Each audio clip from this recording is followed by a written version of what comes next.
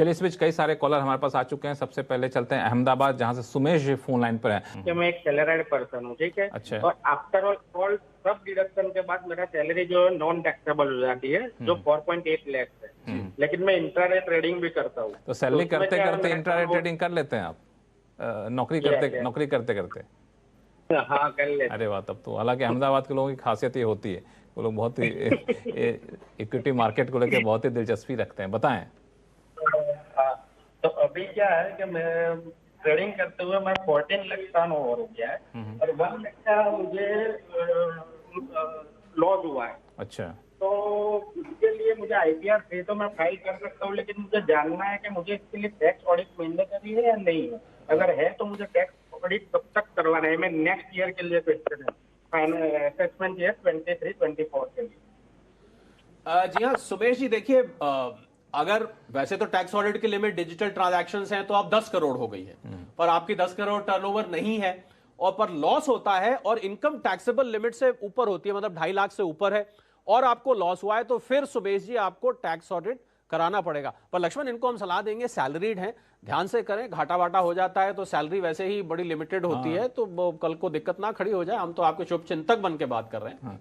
बिल्कुल। हालांकि लॉस 1 लाख रुपए का हुआ, तो उम्मीद करता हूं कि प्रॉफिट भी ठीक ठाक हुआ होगा, क्योंकि 14 लाख का टर्नओवर बता रहे हैं ये। हाँ, पर ओवरऑल लॉस है, कुल मिला के लॉस है, इसीलिए मैंने थोड़ा ख्याल रखने को बोला। पर टैक्स ऑडिट आपको कराना पड़ेगा। आप सीएनबीसी आवाज देखा करिए, हम लोग के यहाँ कई सारे मार्केट एक्सपर्ट आते हैं। उम्मीद करता हूँ कि आप ध्यान से देखेंगे तो शायद लॉस ना भी हो। बिल्कुल बिल्कुल। चलिए अगले कॉलर हमारे साथ हैं सीएन दुबे साहब हैं, जो कि फोन लाइन पर जुड़ चुके हैं, कानपुर से हैं। दुबे जी नमस्कार, क्या सवाल है आपके पास? नमस्कार सर।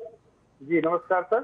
सर हमारा सवाल ये है सर, हमने एक घर बना हुआ घर खरीदा है सर वाइफ के नाम से। अच्छा। और वाइफ जो है वो मतलब कहीं जॉब नहीं करती, कोई इनकम नहीं है। उनका जो इंस्टॉलमेंट है मैं पे कर रहा हूँ सर, उसके लिए हमने लोन लिया है सर LIC हाउसिंग फाइनेंस से। तो मेरा सवाल ये है सर, क्या मैं वो जो इंटरेस्ट होता है हाउस लोन का वो हम अपने इनकम टैक्स रिटर्न में दिखा सकते हैं, उसकी छूट ले सकते हैं क्या सर? जी दुबे जी, देखिए जब पति मकान लेके लक्ष्मण पत्नी के नाम ले लेता है तो ये आपस में पति पत्नी के प्रेम की बात है। पर जहां तक इनकम टैक्स की बात है दुबे साहब, आपको अपना नाम इसमें ऐड करा लेना चाहिए, क्योंकि इसको क्लेम सेक्शन 24 की जो लोन इंटरेस्ट का बेनिफिट है उसको क्लेम करने के लिए आपका को ओनर और को बोरोवर होना बहुत जरूरी है।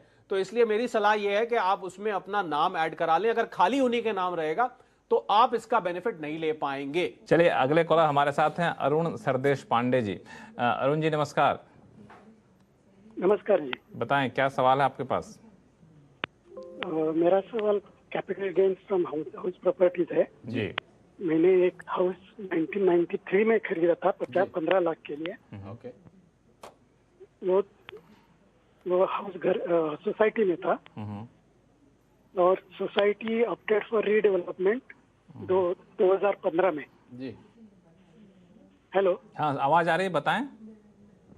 हाँ, तो जब भी पोजीशन दिया 2016 में,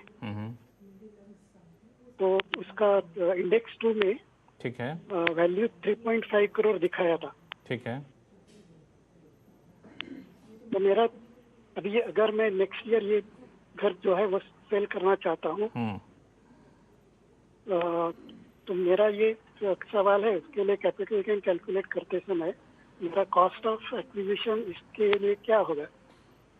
अरुण जी परचेस वैल्यू मैं समझ गया, आपका सवाल समझ में आ गया। देखिए कॉस्ट ऑफ एक्विजिशन ना तो 3.5 करोड़ होगी ना 1993 वाली होगी। इसमें जो प्रॉपर्टीज पुरानी होती हैं उसमें 1/4/2001 को आपको इसकी वैल्यूएशन करानी पड़ेगी।